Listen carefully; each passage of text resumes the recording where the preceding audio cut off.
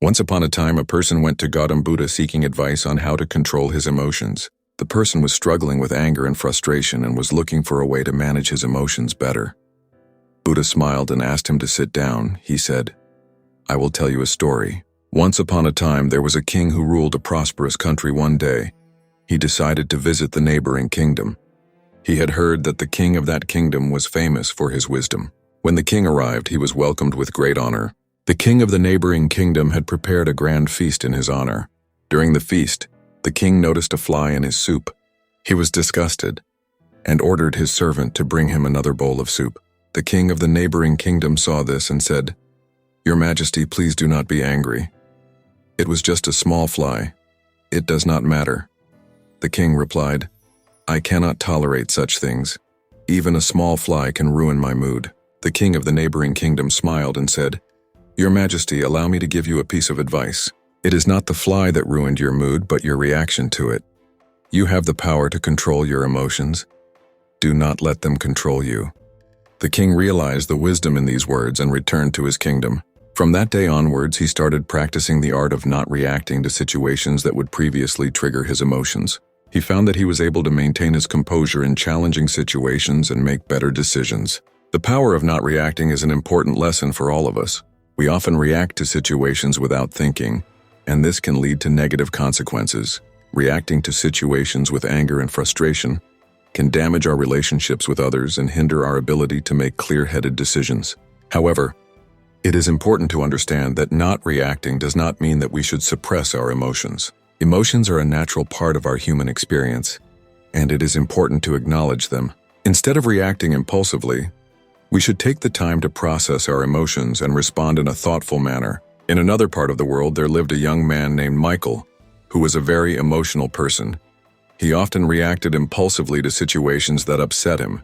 He would get angry and say hurtful things which would lead to arguments and hurt feelings. One day, Michael decided to take control of his emotions. He knew that his impulsive reactions were causing more harm than good, and he wanted to change. He started practicing mindfulness and meditation, which helped him become more aware of his thoughts and emotions. He also started practicing the art of not reacting. Whenever he found himself in a situation that would normally trigger his emotions, he would take a step back and take a few deep breaths. He would then assess the situation calmly and respond in a thoughtful manner. At first, it was difficult for Michael to control his emotions. He would still get angry and frustrated, but he would take a step back and not react impulsively. As he continued to practice, he found that it became easier to control his emotions.